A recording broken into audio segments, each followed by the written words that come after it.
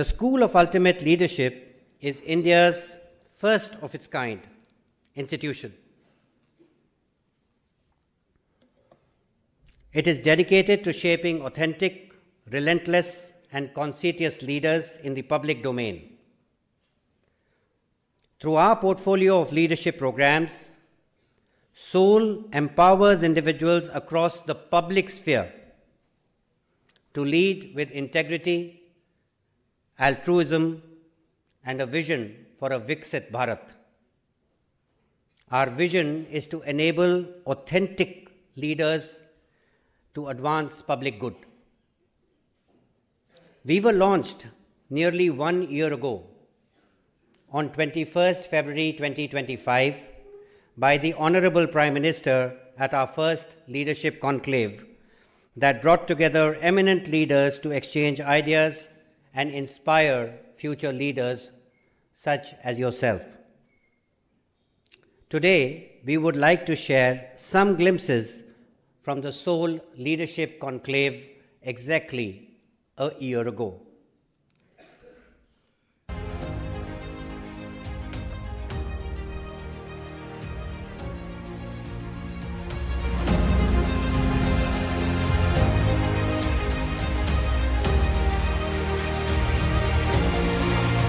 साथियों, कुछ आयोजन ऐसे होते हैं जो हृदय के बहुत करीब होते हैं और आज का ये कार्यक्रम भी ऐसा ही है।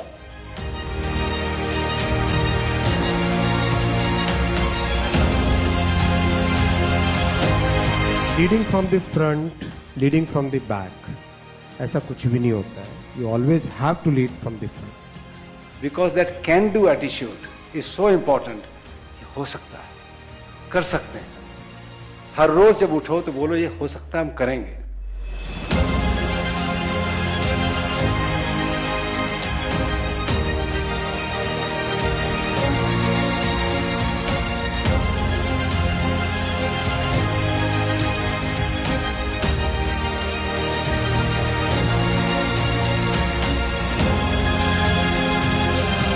वैराग्याभ्याम तन निरोध।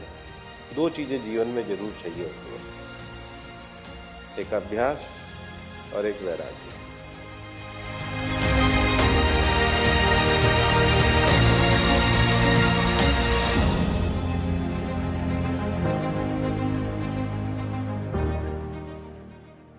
दुनिया भर में जब आप ट्रैवल करते हैं और ऐसे मौके मिलते हैं जैसे मुझे आज भी यहाँ मौका मिला, तो हार्वर्ड का जिक्र होता है, आईवी लीग का जिक्र होता है। हमारे मैनेजमेंट स्कूल का क्यों नहीं होता?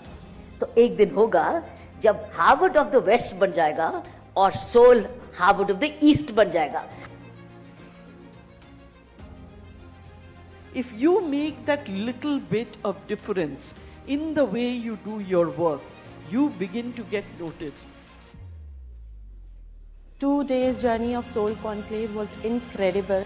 The experience has been tremendous. This leadership conclave has taught us so many mantras, so many good speakers, so many people who have come across here.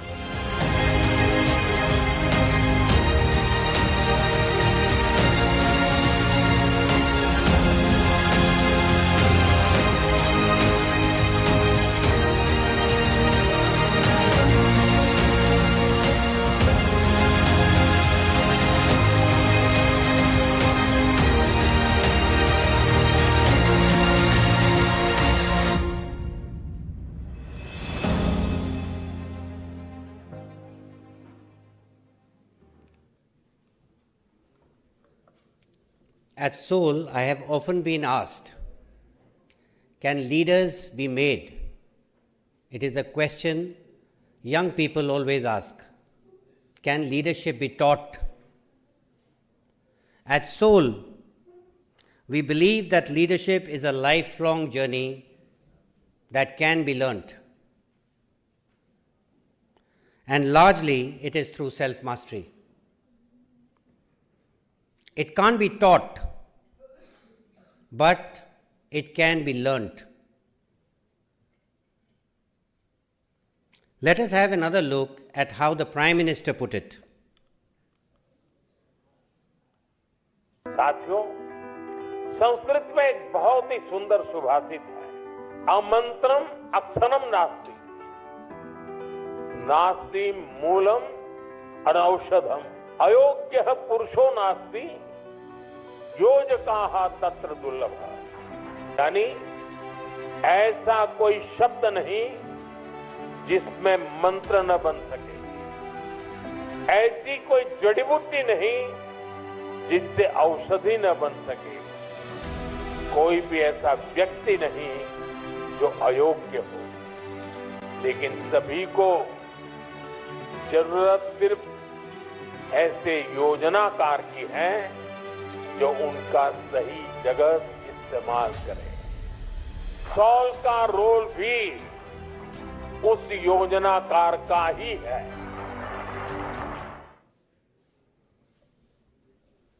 As the Honorable Prime Minister said, soul, it's not merely a name, but truly the soul of India's public life. Its establishment marks an important milestone in our nation's journey towards our Viksit future. Soul is a facilitator, a mentor, and a guide in public life. In the last 1 year since our launch, Soul has facilitated over 10 cohorts of public officers, brought to our young leaders 5 leaders' talks, including this one, signed 3 memorandums of understandings, and progressed our campus development at Gandhinagar rapidly. Each program design and each learning space at the School of Ultimate Leadership is curated to enable authenticity and relentlessness in public life, while deeply internalizing the values of integrity, altruism, and excellence. Before we begin the proceedings, we would like to screen a short 2-minute clip that introduces the School of Ultimate Leadership. Prajha sukhe sukham ragyah prajanam cha hite hitam. In the happiness of the subjects lies the happiness of the leader. In their welfare, his welfare. This is the Indian wisdom of ages, a guiding light for leaders who choose the path of seva. Leadership begins not with a crown, but with a question: how can I serve? It is a journey of action, humility, and purpose. Leadership is not about dominion, but about duty. It is not about authority, but about service. This is the foundation of the School of Ultimate Leadership. Driven by our Prime Minister's vision of Viksit Bharat 2047, Soul will help forge a new generation of authentic leaders, shaping India's journey into a developed nation. Set within India's innovation corridor in Gandhinagar, Soul is where tradition meets the future.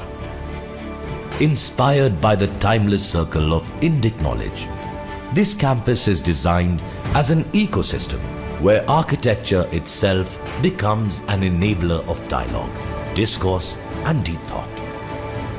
At its core is a central assembly hub, a forum for policy, ethics, and governance. Around it, the academic and administrative wings, forming the foundation of leadership education.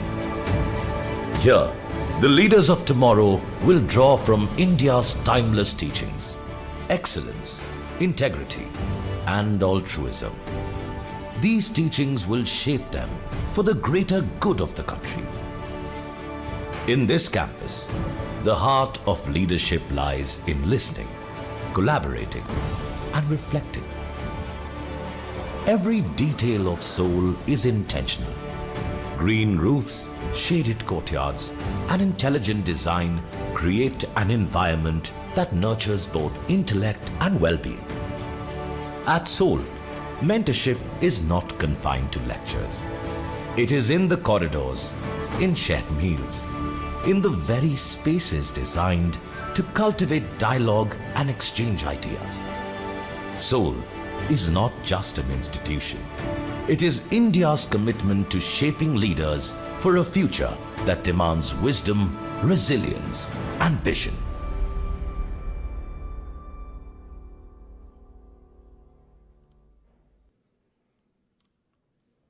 We would request all our young leaders to follow us on social media to enable deep engagement on topics of governance and leadership in public life. Even on personal account, we are happy to connect with you personally over LinkedIn or any other professional medium. We are always happy to connect and hear from you. The Leaders Talk series is an initiative where we bring to our young leaders eminent personnel to share their journeys, achievements, challenges, and values. There is nothing quite like learning from listening to experiences firsthand. In the past, we have been privileged to host luminaries such as Mr. Jinal Mehta, Mr. Ajay Piramal, Mr. Uday Kotak, Mr. Dr. R. Balasubramaniam, and Professor Mahadevan.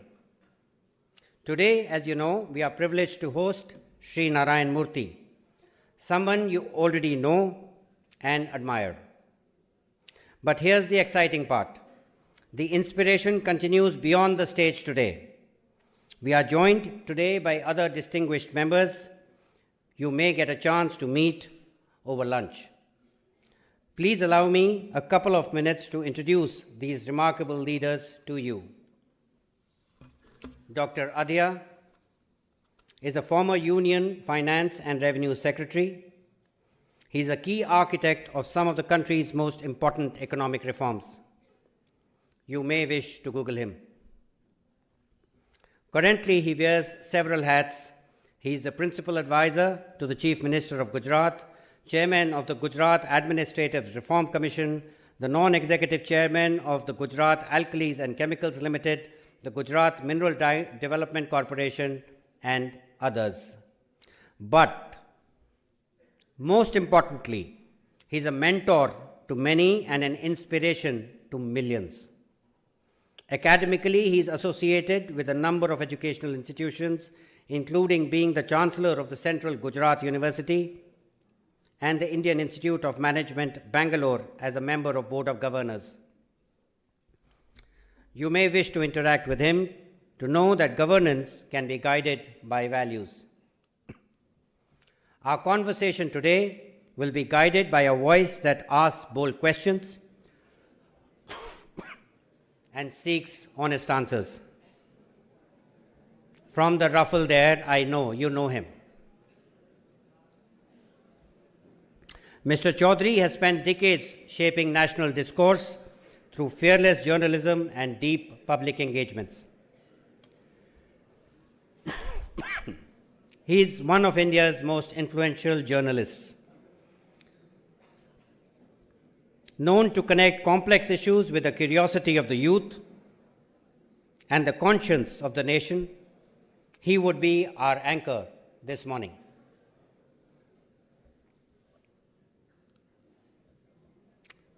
We all know him, don't we?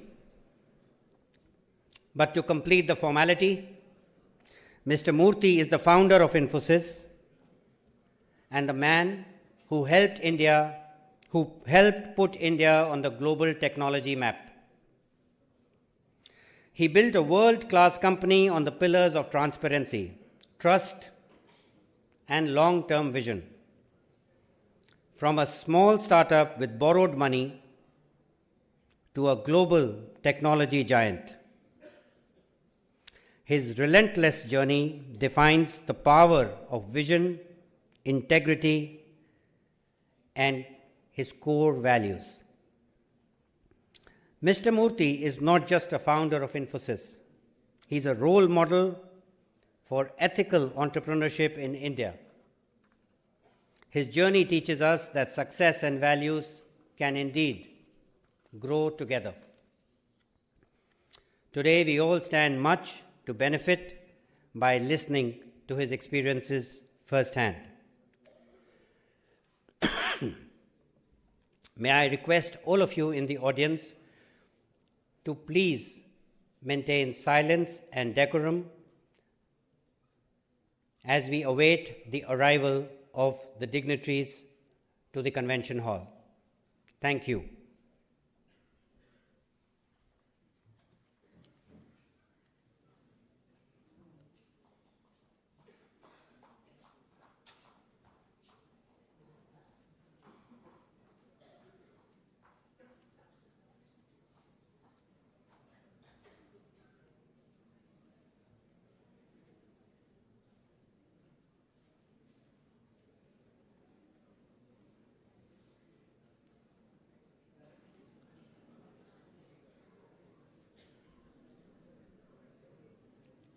A quick reminder, phones to silent, quiet please.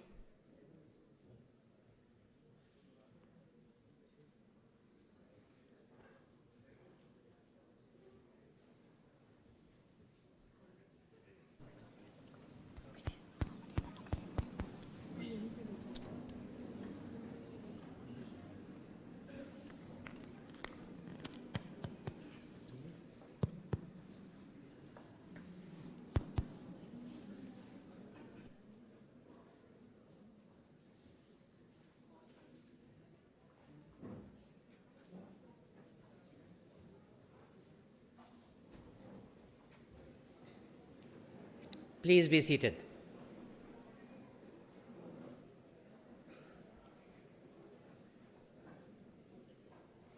Good morning, everyone.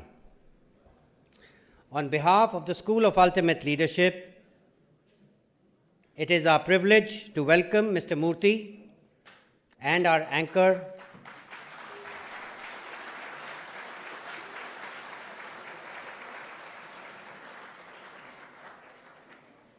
Mr. Sudhir Chaudhary.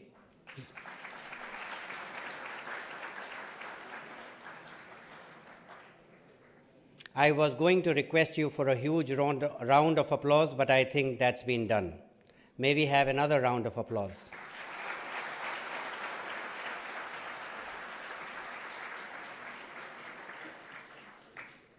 Also, a very warm welcome to our distinguished guests, partners, colleagues, and friends.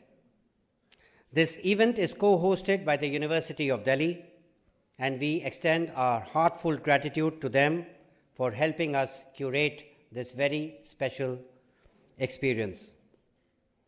May I please request Dr. Hasmukh Adhia, the former Union and Finance and Revenue Secretary, a key architect of some of the most important economic reforms in our nation,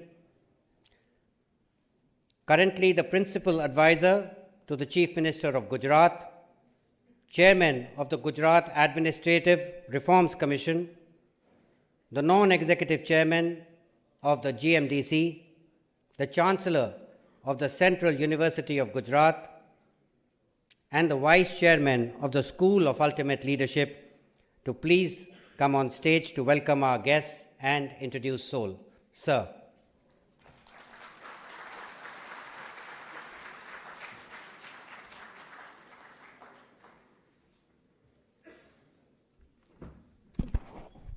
Good morning, friends.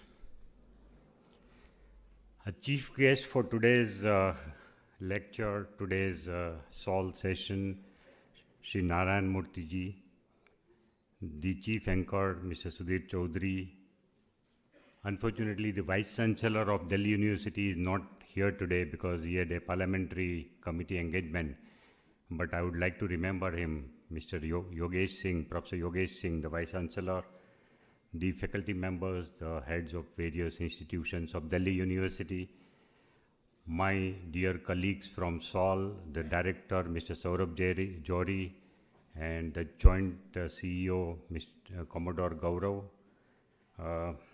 and dear friends, young friends. It gives me a great pleasure to welcome all of you to this special edition of Leaders Talk series, which is jointly hosted by School of Ultimate Leadership and the Delhi University.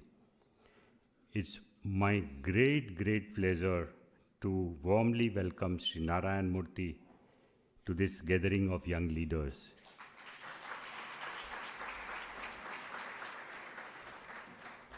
Mr. Murthy is not only the founder of Infosys, but one of the architects of modern Indian enterprise.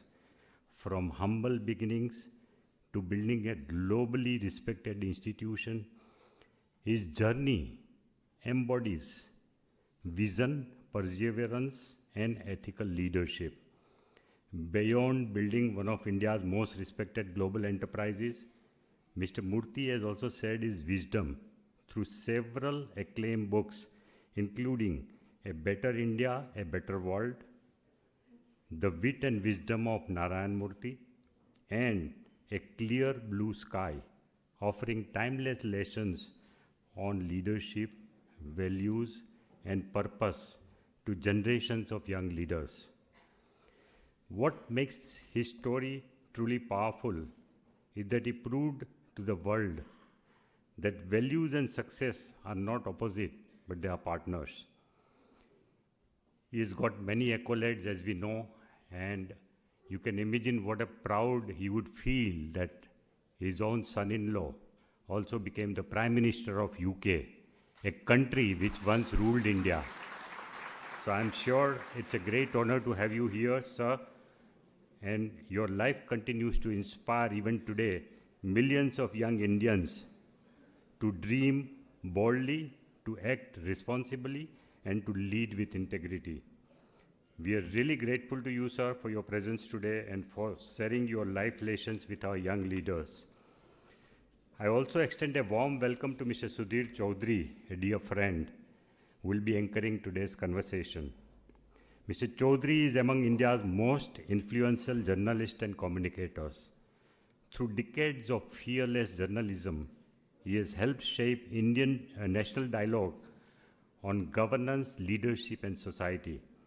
His ability to ask the right questions and connect with the aspirations of the youth makes him an ideal person to guide today's fireside conversation. We are delighted to have you, Mr. Chaudhary. Thank you for coming. I'd also like to express my heartfelt gratitude to the Delhi University, led by its Vice Chancellor, Professor Yogesh Singh, and the entire leadership for co-hosting this event with us. Delhi University has been a cradle of ideas, leadership, and nation building for generations. We deeply value this partnership and thank you for your generosity in opening your campus and your community to this dialogue on leadership. Friends at SOL, School of Ultimate Leadership, we believe that leadership is not merely about position or authority. True leadership begins with self-mastery, the ability to govern yourself before governing others.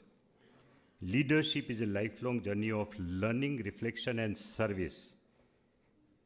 This school was created with this very purpose, to nurture the leaders in public sphere, who combine competence with conscience.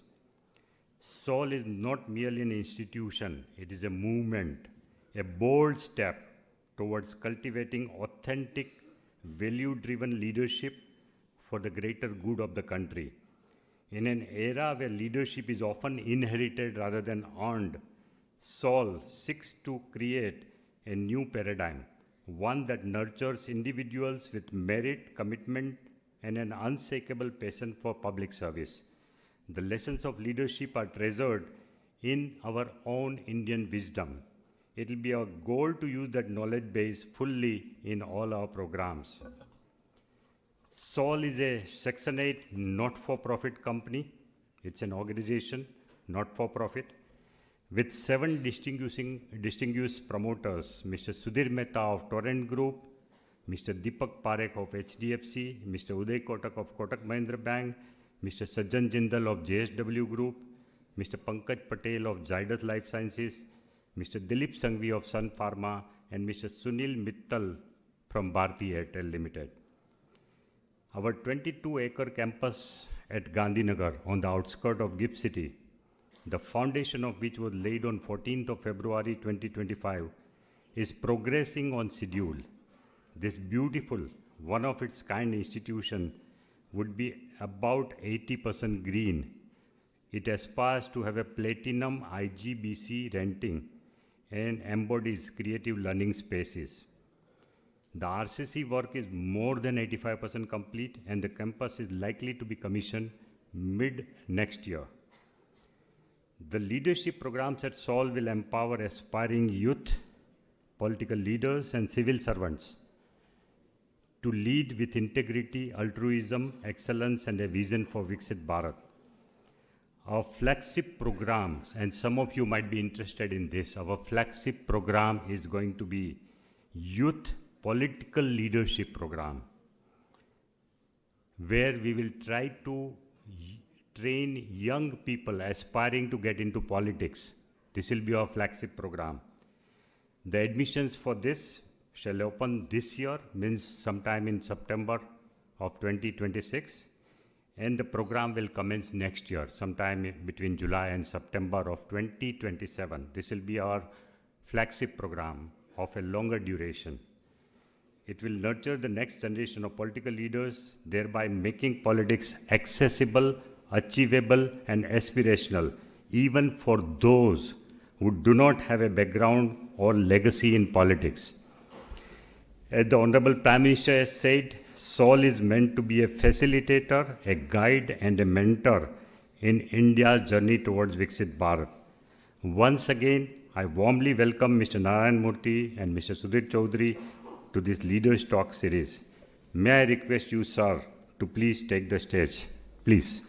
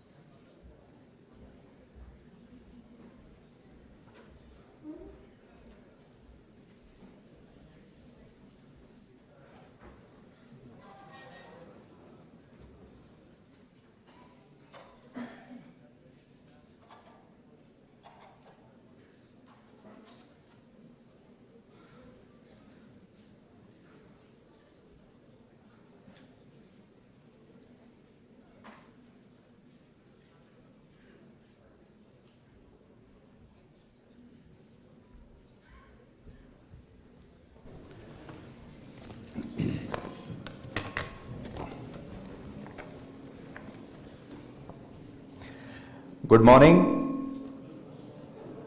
आप सबको मेरी आवाज आ रही है?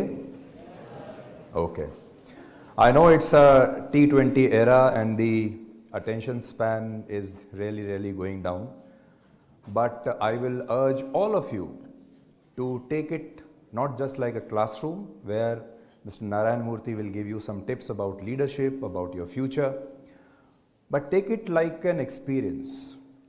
And believe me, last night I was very anxious about this interview because I'm meeting him for the first time, but I have seen him so many times, and I have been following his tips about leadership, about life, about philosophy. I'm sure you will have a lifetime memorable experience for the next 40-50 minutes. So Mr. Narayana Murthy, आपका बहुत बहुत स्वागत है. We welcome you on behalf of entire Delhi University, our young friends, the faculty here, the SOL management, and Mr. Hasmukh Adia, because of whom we are all here. Thank you so much, sir, for giving me this opportunity. Can we have a louder applause? You know, these days I have seen people are very reluctant, when they clap for somebody. और मैं सोच रहा था कि AI के ज़माने में we should build some app where it can create a clapping effect. If people are not clapping, then maybe we can run it. Thank you, sir. So my first question to you will be, looking back at your student days, what experience shaped your character the most? Because we have so many students here and they will be, looking forward to take some tips about your life. So how about starting with your early life, and what was that turning point? Sure. Well, first of all, Sudhir, Thank you very much for this opportunity to share this conversation with you. I've heard a lot about you, and it's a privilege to spend the next hour with you. I'm also very grateful to Sri Hasmukhadia. I have known him for a couple of decades now. In the early part from a distance, later on I did have opportunity to interact with him. He's one of the finest civil servants that our country has produced, so we're all very grateful to him. I'm also very grateful to the Vice Chancellor of this university to sit in this beautiful conference, beautiful hall. You know, it's really such a nice feeling, one of the finest halls that I sat through.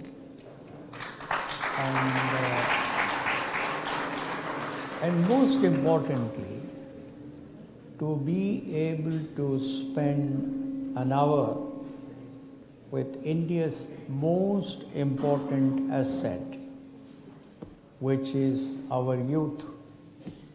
That is a very valuable opportunity for me. I'm 80, so therefore I would better? suggest you should put it here. Maybe here. Yes. Yeah, whatever. Yeah. So therefore, to have this opportunity of spending this precious hour with India's most important asset, that's the youth, is a great privilege. Thank you for that. Now let me come to your question. I came from a lower middle class family. In some ways you could call it a poor family because my father, for most of his career, was a high school teacher. He taught physics, mathematics, and English in schools. We were 8 children, 5 sisters and 3 brothers. My grandmother was also there, my parents. And my mother used to invite a child from a poorer family once a week, in other words, 7 children on 7 nights for dinner, under an age-old practice called Varanna in Kannada. That means inviting a child once a week for dinner. So in other words, we were 12 mouths to feed on the salary of a high school teacher. So we were poor, but we were very happy. Our house was full of joy. We used to compete with each other in games, in studies and everything. And father was a strict disciplinarian. Mother was very compassionate, very understanding. And we went from one Mofussil taluka of Karnataka to another during our early days. So our life was in a very small, insignificant world, but it was full of joy. We were highly influenced by father's eloquent talk about Jawaharlal Nehru. At that point of time, Nehru was building atomic energy, steel plants, Bakranangal Dam, IITs. In other words, every day he would talk about. We didn't subscribe to a newspaper at home because we couldn't afford. However, he would read it in the office, and in the night he would tell us about all the wonderful things that were happening in India. So it was a very educative environment. But a very simpler life, because there was no social media, no smartphone, No, no nothing. internet that time, no Nothing of distractions. nothing of the kind. Now,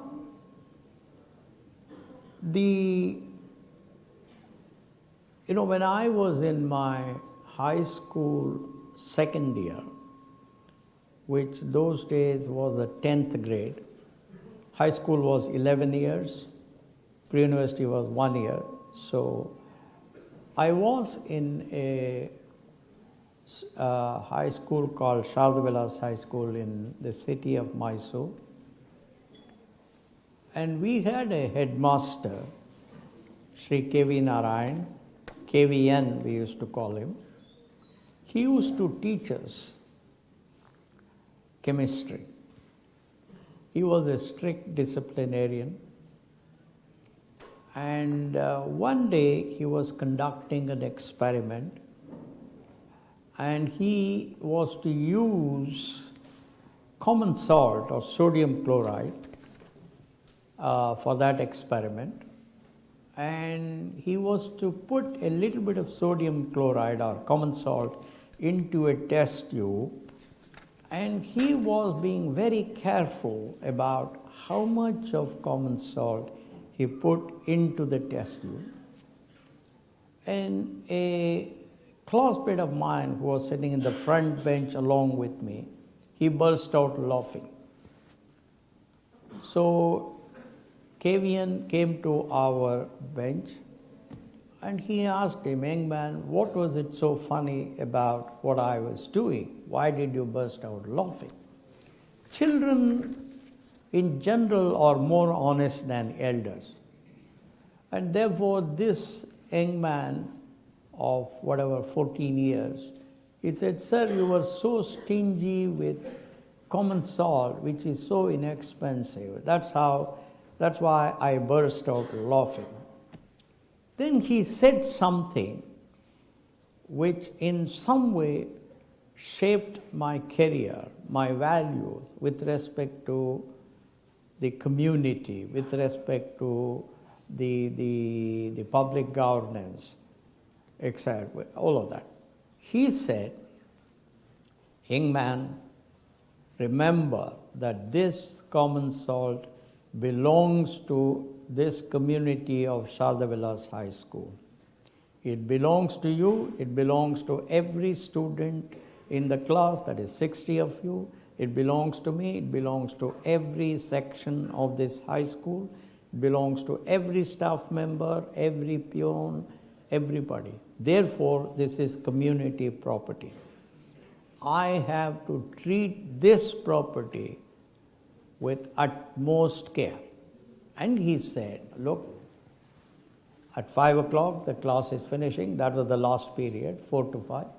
You please come with me to my house and I will give you a glass jar full of common salt free, because that is my personal property. This is the community property. Therefore, I have to be very, very careful. On the other hand, you come to my house and I will give you a glass jar full of common salt, because that is my personal property and I can deal with my personal property in whatever I want. But when it is a question of community property, I have to be extremely careful." That was the biggest lesson I learned. And that formed the basis for how we put in the best public governance, best corporate governance principles at Infosys. And that, in essence, was one of the most important lessons I learned. And that is very important in India, where we see a lot of corruption in public life. Unfortunate. My second question was on honesty and the corporate governance, because people think that, to get success, and that too to get success at a faster pace, you need to compromise on your ethics. You need to go on a fast track where ethics and principles are left behind. No, not really. Right from my first day, when I assembled 6 younger colleagues of mine, they were about 10, 11 years younger, Nandan, Chris, and all these people. I assembled them in my house, and I wanted them to tell me what their vision of Infosys was. Generally, my style was not to say anything in the beginning, because if I did that, they would all accept Influenced. They're very good people, very decent people, they would accept it. So I would allow them to say what they wanted, and finally I would say. One fellow said, we must become the company with the largest revenue. Second fellow said, we must become the company with the largest profits. Third fellow said, we must become the company with the highest market capitalization. Finally, when they all finished, when it came to my turn, I said, I want to be the most respected company in India. They said,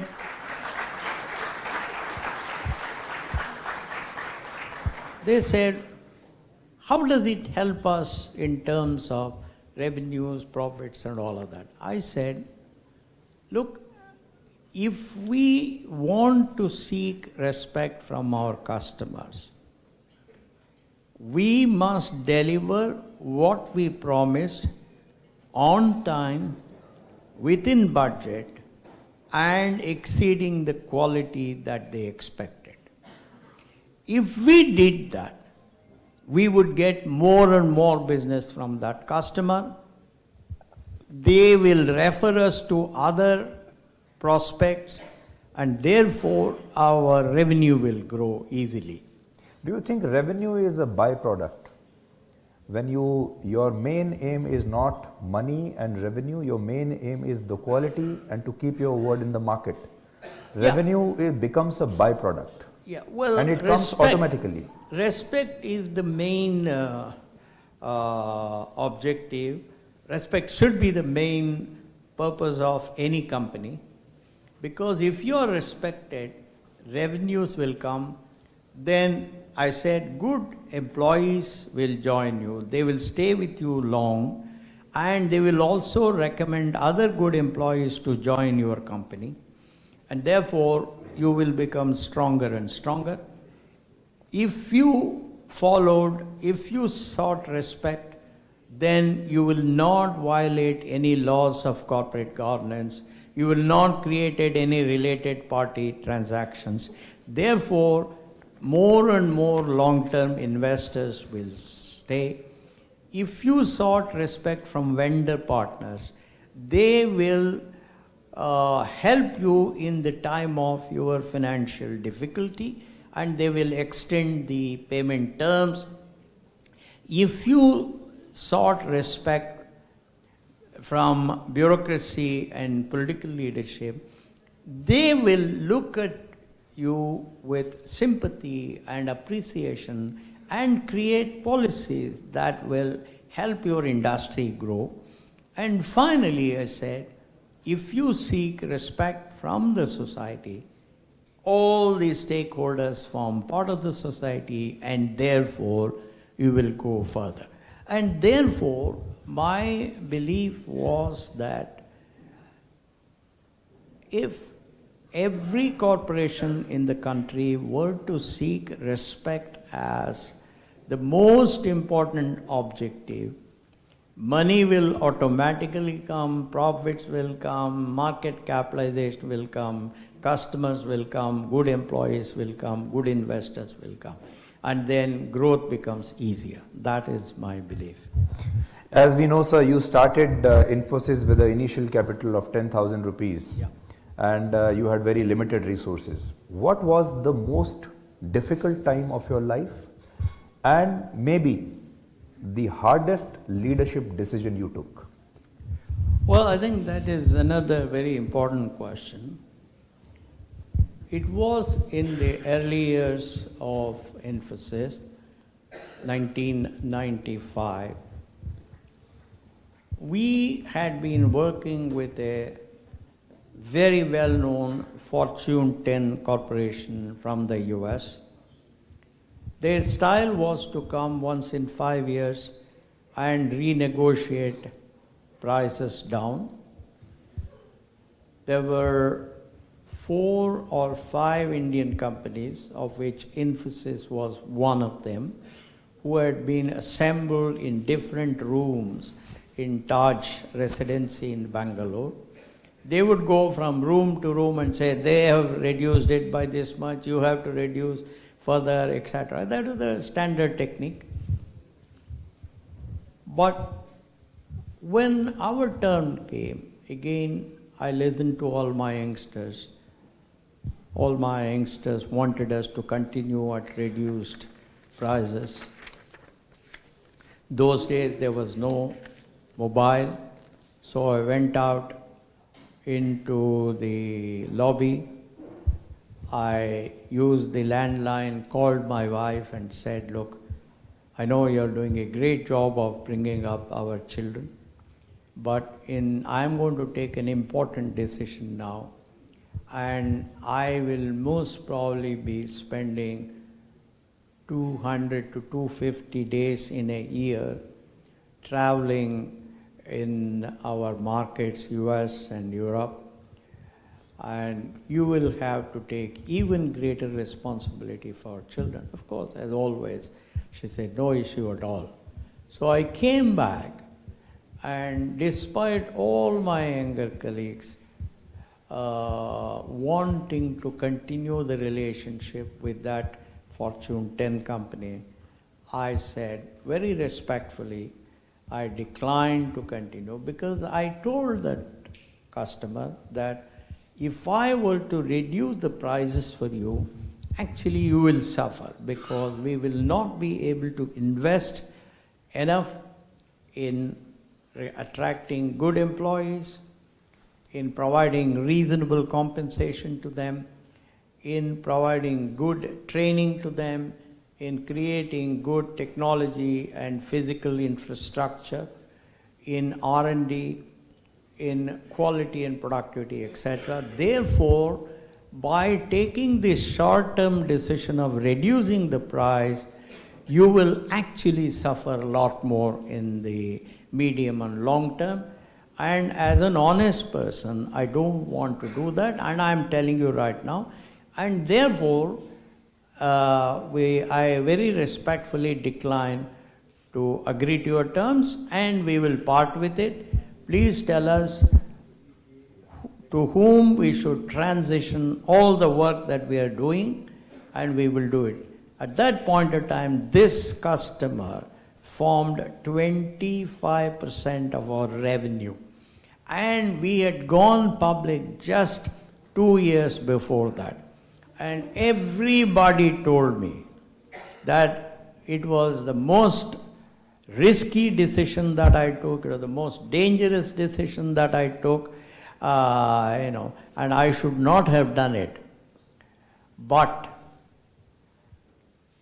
I took that decision, I worked very hard, and I brought back our revenue by 1998. 1999 we went on NASDAQ and all of that. So in some way, that was the toughest decision that I have taken. I took it because my wife supported me fully, and the rest is history. Your wife will be very happy when she hears all this, but since you mentioned your wife, family, children, it's like, going to a flashback, watching a black and white film of, which mentions about his success and how he founded a great company like Infosys. But sir, it brings me back to the old debate about work-life balance. You, and you know where I'm going now. So, you mentioned about family, life, kids, and so these days, people talk about weekends, work-life balance. They don't want to work 70 hours in a week, which I think you said. So do you still think that productivity is equal to long hours, or long hours necessarily lead to productivity? And maybe you were misquoted that time when you said that 70 hours is important. So we'd like to know the right perspective about your views on this. Well, I think that is another very good question. See, I may be able to run 100 meters in 15 seconds, whatever it is. But for me to do it in 13 seconds is almost impossible. But Carl Lewis, the famous sprinter, he did it in 9.9 seconds. So it all depends upon how you train your mind, how much of work you can do. You see, when I say hard work, it does not mean go and sit and sleep in the office. That's not what I'm saying. Hard work means using that time productively. Now, India, whether we like it or not, India is a poor country. Our per capita GDP is $2,818. Of that, about 850 million Indians require support from the government, and the government very rightly gives them free ration. In addition, in Karnataka, I know they give free electricity, free buses, everything. The other day, at 6 a.m. in the morning, I had come out of my house, and there was a lady with a vegetable cart, and there was a 3-month-old child lying at one part of the vegetable cart. So I asked her in Kannada, what is this, why is this poor child? He says, sir, what can I do? My husband has left, and this is 3-month-old child. I can't leave it at home. Therefore, I bring the child in whether it's hot sun, cold weather, whatever it is. So the reality of India is that there are a lot of people who are suffering. However, this country has made huge sacrifice to give all of you education. I got scholarship every year from my pre-university. I got 4th rank for the state in SSLC. At that time, there were 4 scholarships in Karnataka for 4 national scholarship students, and I was the 4th one. I got scholarship in pre-university, every year of engineering, masters, everything. And this country, there are politicians who have sacrificed so much. Our Prime Minister has sacrificed so much to take this country forward. There are people, there are factory workers, there are people who are working so hard to make both ends meet. So as a person who has received so much from our government, the least I can do is I have to give back a little bit more than that poor lady who was pushing the vegetable cart, or that poor factory worker who works 8 hours a day, then commutes for 2 hours for a paltry sum. This is what family is all about, right? What did our parents do, or what did any parent does? If there is a bright boy or girl in the family, the entire family will make adjustment, make sacrifice so that that boy or girl comes up. And if that boy or girl does not show gratitude, what kind of a human being are we? Therefore, in my own lexicon, as my parents have taught me, as my teachers have taught me, as my bosses have taught me, I have no hesitation in saying that those of us who have received so much from our government, so much from our public governance system, we owe it to the country to work harder than the less fortunate ones. Okay. I'm now redrafting this question. Do you think India in today's circumstances and the way we are today is ready for a 5 days week, ready for long weekends, ready for work-life balance, ready for the people who are now even demanding a half day on Fridays so that they can, go on a weekend mode from Friday afternoon onwards? Are we ready for that, or do we need to wait for some more years, decades to be like the West people who are majorly into it? Well, there is a very simple way to solve these problems. We have to define productivity standards in every sector of our economy. For example, productivity standards in factory, that's well known. If a factory worker can achieve in 4.5 days what he or she would take 5 days to do, and if he or she were to agree to increase the work productivity by 5%, 8% every year, I have no objection. Because everything has to be a positive sum game. The employees should benefit, but at the same time, the company should also benefit. Because otherwise we won't be able to pay taxes. If we don't pay taxes, who will build our roads? Who will build our public health system? Who will improve our primary education system? So therefore, when you look at it from that perspective, as long as outcomes are important rather than the time you spend, I have no objection. So you are so soft-spoken. Comes out to be a very soft person, very humble. How were you like a boss? Were you very strict? How did you ensure that all your employees are giving you not 100% but 200%? And did you ever face a situation when you had to fire somebody? Well, I am extremely friendly outside the office. Whether it is a peon, whether it is next person. Outside the office, I am the friendliest person. For example, just recently we built apartments 3 blocks from our house, 3 houses from our house for our cooks and drivers.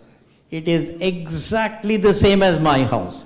There is no difference between my house in terms of flooring, in terms of lighting, in terms of dining table, in terms of furniture, sofa. No, absolutely no difference. Refrigerator, microwave oven, everything is provided. But so in other words, outside the office, I practice compassionate capitalism very much. But in the office, I have to do my job. My colleague has to do his or her job. If they don't do their job, I have sit down with them in private, because I follow the principle, praise in public, criticize in private. That is the best philosophy. And we came out with a program called PCP, whatever that is, if an employee fell below minus sigma, sigma on this side of the normal distribution curve, we would put him or her into what is called PIP, Performance Improvement Program, for 6 months. We would, of course, counsel him or her, we would put him in Performance Improvement Program. There would be special attention to paid to him or her. And all help will be given for him or her to improve. If that person did not put in extra work to make sure he or she made up at the end of 6 months, we would termination. say bye. So hard decisions have to be taken. Because at the end of the day, the community is more important than individual. The community of Infosys, its interests will have to be guarded first before I guard my interest or your interest or his interest. So in my lexicon, it is very clear. Infosys comes first and then I come. So but we will do it very nicely. All of that, we won't use bad words, none of that, very courteous, but he or she will be shown the door after giving an opportunity to improve. So that's the way we have handled. It was like, till now we were talking about 70s, 80s, 90s. So let me come back to 2026 in present day today. While we speak, there is a global AI summit happening in Delhi, just around 10-15 kilometers from here. And people are saying that after the emergence of AI, especially the tools like Anthropic. Now Anthropic will end the glory days of India's tech giants. What will India's IT industry do when these AI tools emerge and take over? Do you think we are in danger?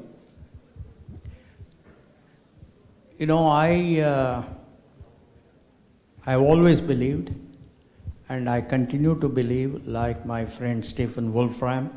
Stephen Wolfram, as you know, is the person who invented Mathematica. Remarkable individual. He did his PhD at Caltech in physics at 18. And a brilliant person, and he invented Mathematica. That is a tool to solve differential equations, integration, all of that. Anyway, I believe like him that there is nothing more supreme than the human mind. While AI as a productive tool will help us to automate certain kinds of work, what it does is it pushes us to go to do a higher level of work. And that is where preparation, proper training, reskilling, different mindset, different way of thinking become very important to all of us. Yes, autonomous cars will come, and I'm very happy if autonomous cars come to India because our people honk unnecessarily. Beep, beep, beep, beep. It's a headache, in sitting in a car in India, because a minor slowdown of traffic, people start honking. Fortunately, if you use autonomous drivers, then it won't happen. So there are similarly remote surgery. That will be fantastic. Precision manufacturing. AI will be very useful. And certain aspects of software development will automatically be taken over. For example, simple code generation will be automatically done. But the biggest problem in software development, software services industry is requirement definition. What is that? That is defining the problem and putting it in a format that computers or AI can actually understand and then automate the downstream. But that is where more and more of us will have to be trained to learn those techniques and to do a better and better and better job. So I don't think human beings, the power of human being will be, the power of human mind will be diminished. Human mind will continue to be the boss, and human mind will invent new things, new activities, and do those activities better and better. And this is an opportunity for us. The fact that AI has come is to me a blessing, not a pain. I think AI will do lower level automatable tasks, but higher level human thinking kind of jobs will definitely be continued to be done by human beings, and there will never be a day when the ability of human beings to think creatively will be stopped. That's my view. So how are companies like Infosys gearing up to face this AI surge? And did you, like people like you who are visionaries, you saw it coming in 80s, 90s, and you brought new technology, new ideas, new concepts to the world. How are leaders like you looking at AI, and are you also preparing yourself, your team, your product, tweaking them, fine-tuning them to face this AI surge, to stay relevant in the market? Yeah.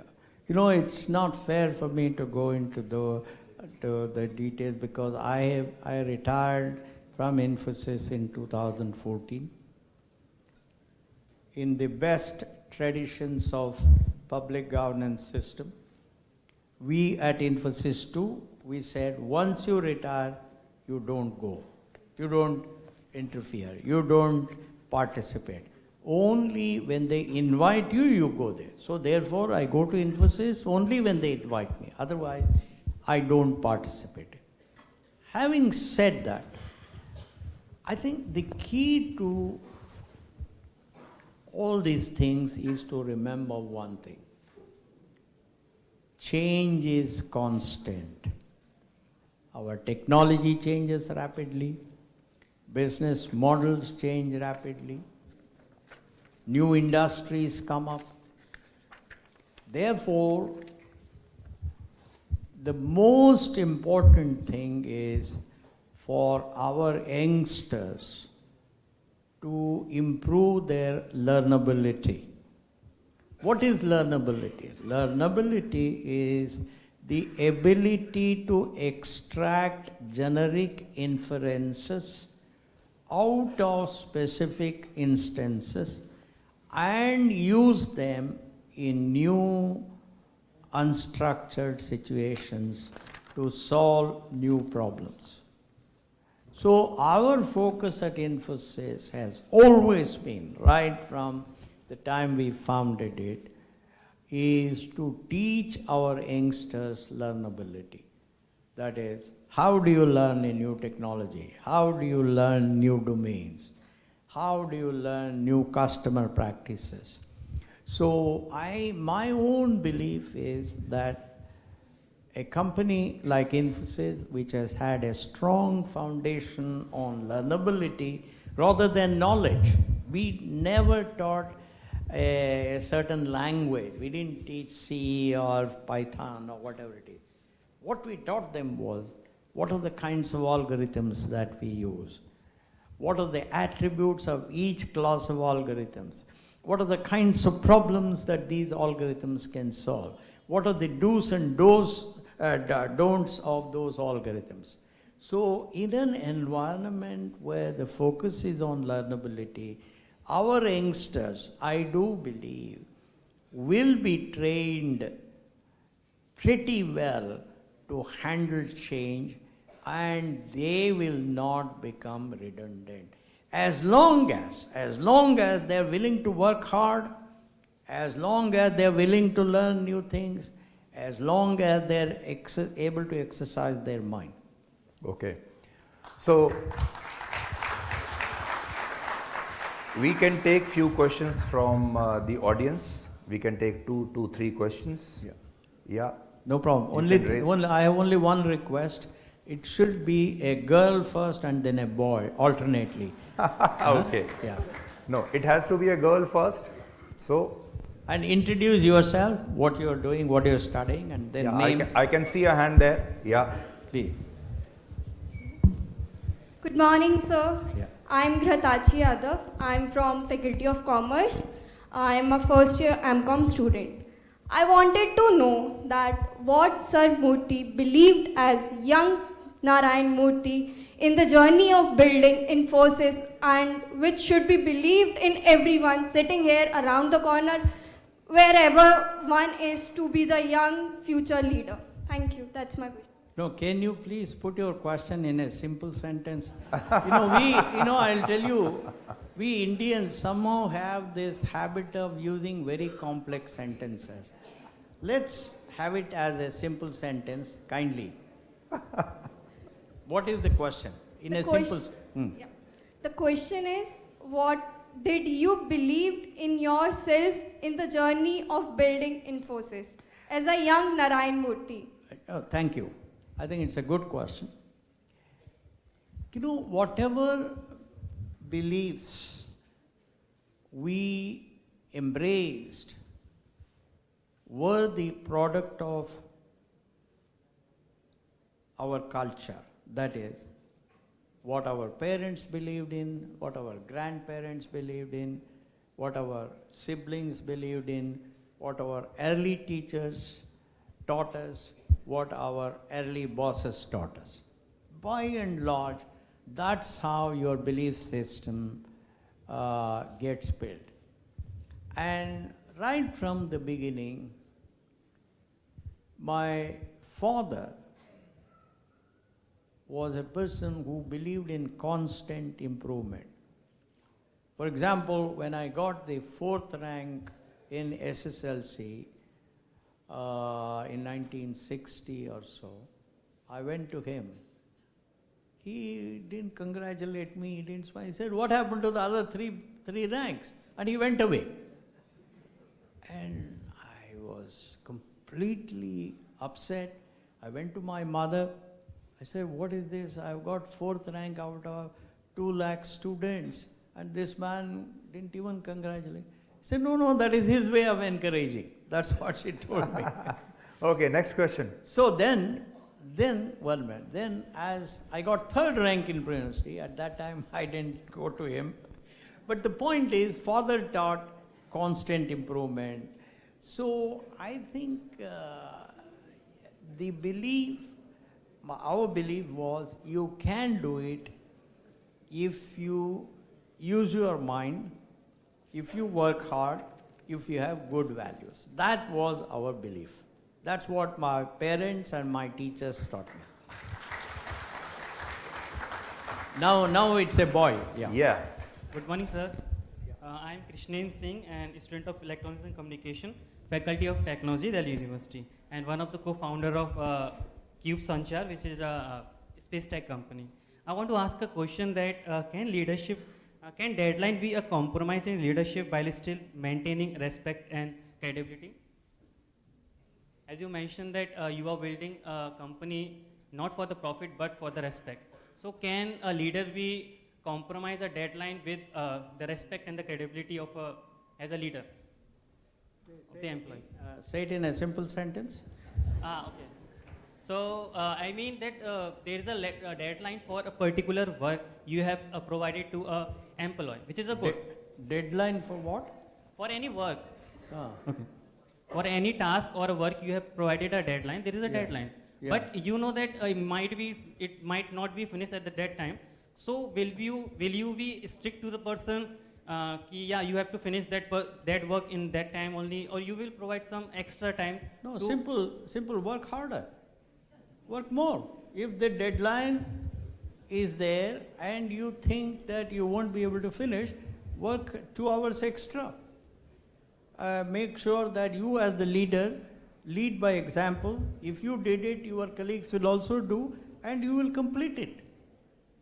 But there is no need to compromise on respect. Where does that come in? All that is needed is to work harder. You know, I'll tell you,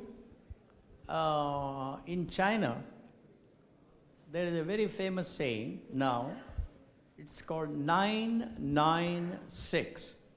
What it means is 9 a.m. to 9 p.m., 6 days a week. And you know, China has become world's #1 exporter, $3.6 trillion of export.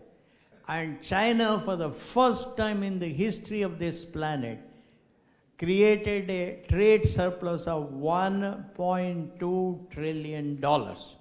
No country, no America, no Germany, no UK, nobody did. Now, how did they do that? Because they had smart people, they had smart leaders, they had smart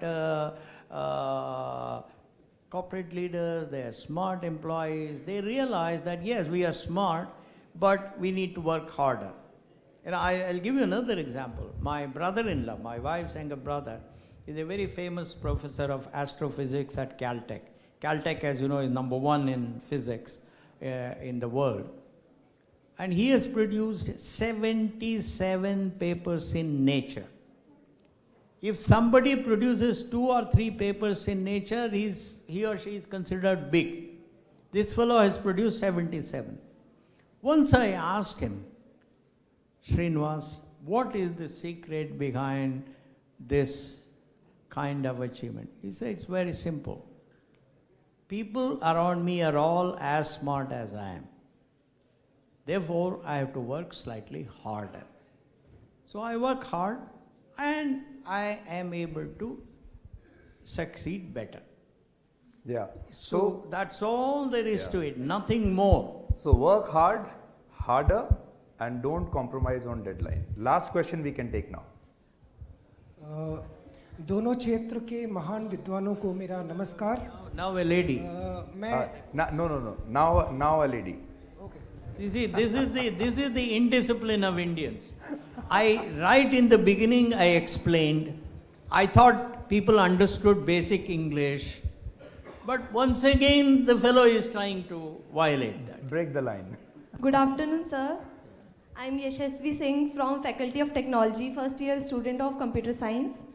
I want to ask you that what is that uncomfortable truth about leadership which people don't talk about? Wow. What is the one? Uncomfortable truth about leadership which people don't talk about. No, I don't know that there's anything uncomfortable about leadership. Like everything have the 2 faces. A coin have 2 faces. So there can be 2 faces of leadership as well. Maybe she wants to know the secrets of a boardroom. Yeah. No. You know, my belief is that Mahatma Gandhi taught us an extremely important secret of leadership. Particularly when you're surrounded by people who can think. And that is leadership by example. Walk the talk. Practice the precept. So, for example, at Infosys, I realized pretty early that instead of giving big lectures on why people should come on time and all of that, I said if I came before all others, then I don't have to give lectures. So I used to leave home at 6. At 6:20, I was in the office throughout my career of 33 years. And everybody was watching me. Everybody watches a leader. And they want to learn good things from them, even those that don't like that leader. So if you lead by example, it is somewhat uncomfortable because you have to get up at 5 o'clock in the morning. But, I used to get telephone calls from the US at even 1 o'clock in the morning. But then I had to get up at 5, leave for office at 6. It was uncomfortable. Nothing worthwhile in the world can be achieved without discomfort and hard work. Please keep that in mind. So, sir, were you also following the formula of 996 throughout your life? More than that, I think, because What I is your used to be in the office at 6:20. I left office at 8:30 and reached home around 9:15. And by then the children would have finished their studies, thanks to my wife. And then, we would have dinner together, we would spend quality time,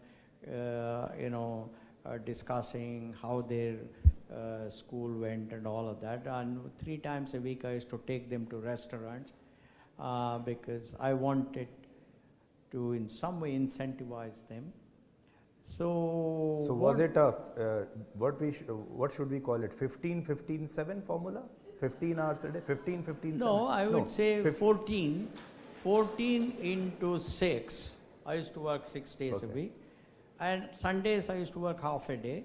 So 84 plus about 4 to 5, 88 to 90 hours a week I used to work. Amazing. But, Amazing. That's a very good takeaway from today's session. No, So- but I am 80 years of age now. Do I look like I am dying or falling down? No. So hard work never killed anybody. Please understand this. And number 2, there are lots of youngsters here, boys and girls. Let me also tell you that quantity is not as important as quality. Therefore, you don't have to spend lots of time with your life partner, with your children, with your parents. What is important is make whatever time you can spend with them quality time. Bring happiness, pleasure, pride to them. That is the secret of saying, I want to spend more time with my children, with my parents, with my wife, with my husband. So on the other hand, if you were to come home early and sit, someday your spouse may say, what the hell, yaar, why are you doing? Why don't you go to the office? Amazing. Okay, sir, last question from me, and this is like an audience, not like from a journalist. Sir, you must have seen these days, flamboyant leaders, they are becoming the brand themselves. Take, for example, Elon Musk, Jack Ma, Sam Altman, Jeff Bezos. Yeah. They are the brands. Whereas if we look at a leader like you, you have always been humble, you have stayed away from the limelight. Your product is the story, you are not the story. What is the right proportion of getting into the limelight, being the brand yourself, or building a brand? Before I answer that, let me tell you, it's some kind of apocryphal story. I believe once somebody went to Winston Churchill and said, look at Attlee. Attlee was the Prime Minister. I don't know if some of the youngsters may not know how humble he is. And Winston said, he has a lot to be humble about. So I think the reality is that at the end of the day, all these brand, glory, applause, encomiums, they all stay on your face for a short period. It's like a revolving light. That light is revolving.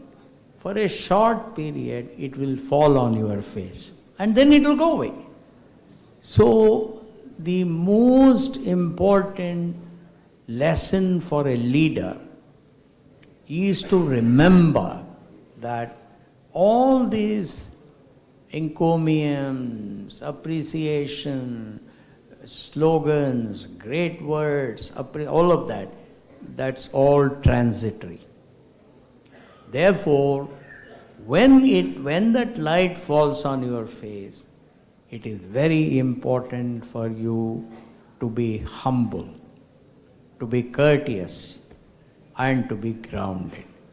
That's the way, that's the belief that I have learned it from my parents and from my teachers and from my bosses, both in India and abroad. And I have seen them extraordinarily humble, very courteous, unaffected by any of their extraordinary achievements. And in my own small way, I'm trying to follow them. Thank you so much, sir. Lot of tips, lot of wisdom we got from this session, and as I said, it was less like a classroom and more like a experience to spend some time with you. Thank you so much, sir, for your time. Thank you. Thank you. So, we'll take a selfie with all of you. And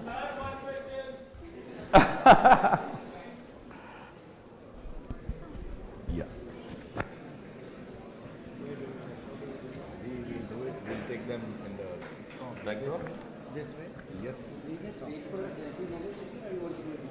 No, we'll just say the vote of thanks. We can start there. Yeah. Just a vote of thanks for the national anthem. Whatever. Yes, speak it.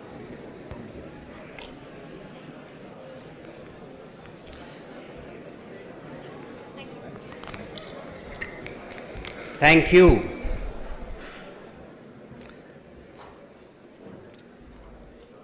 At work, we must do our job well.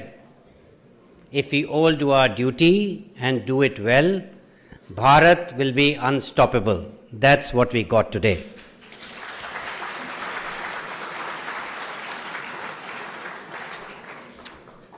With values and hard work, you can do it. Thank you, sir. Thank you indeed. Thank you for your time. Thank you for your generosity of thought and for engaging with us so candidly. Thank you. A special word of thanks to Mr. Sudhir Chaudhary for hosting this very beautiful and riveting conversation. Thank you, Sudhirji. Thank you.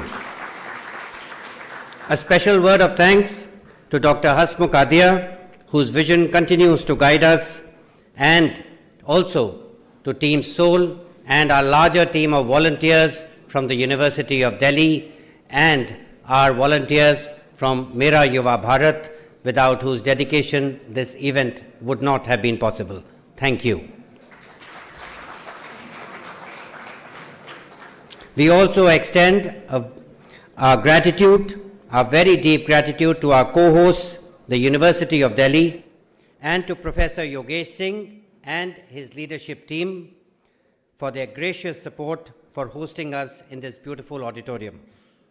And finally, to each one of you in the audience for your participation, your enthusiasm, and for being part of this very lovely journey this afternoon. Thank you.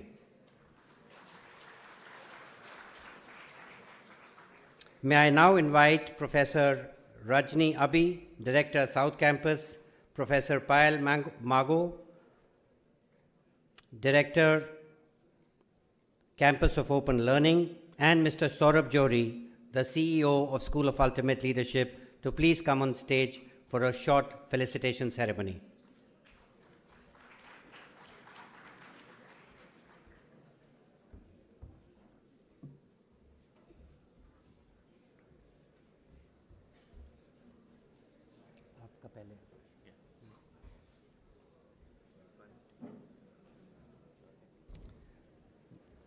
Mr. Johri, may I request you to hand over a token of our appreciation to Mr. Murthy.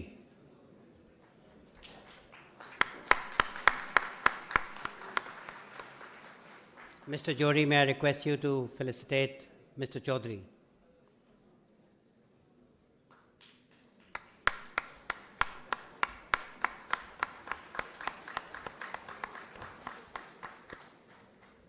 Professor Rajni, may I request you to felicitate Mr. Chaudhary?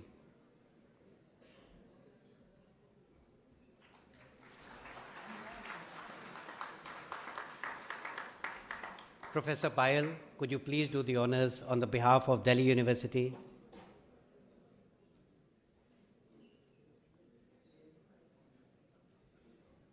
Thank you, ma'am. Thank you, sir.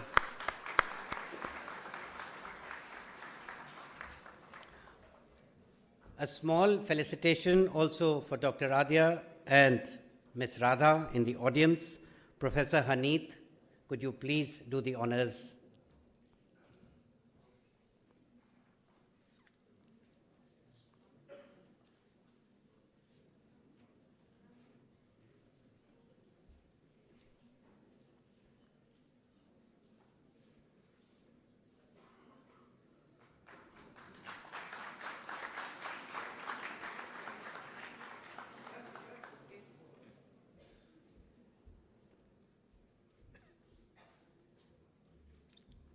Professor Rupam, could you please do the honors for Ms. Radha?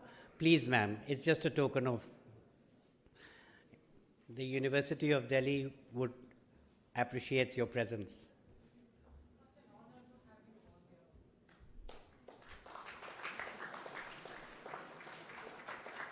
Thank you.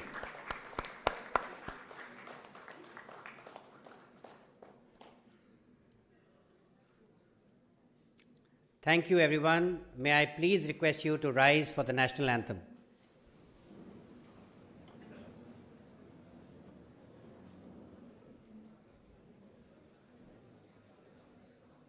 जनगण मन अधिनायक जय हे भारत भाग्य विधाता पंजाब सिंध गुजरात मराठा द्राविड उत्कल बंगा विंध्य हिमाचल यमुना गंगा उच्चल जलधि तरंगा तव शुभ नामे जागे तव शुभ आशीष मांगे गाहे तव जय गाथा जन गण मंगलदायक जय हे भारत भाग्य विधाता जय हे जय हे जय हे जय जय जय जय हे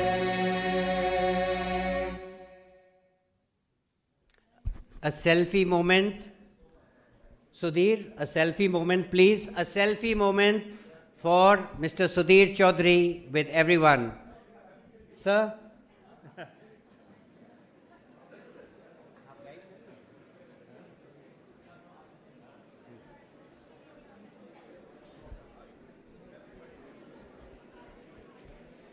Yes, you can raise your hands.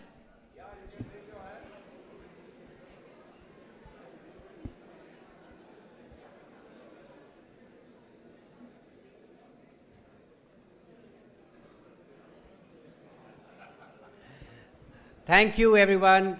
There is a lovely lunch hosted just outside, and we will join you shortly. Please stay on for lunch and enjoy the lunch. Thank you, University of Delhi, for hosting this lunch. Thank you.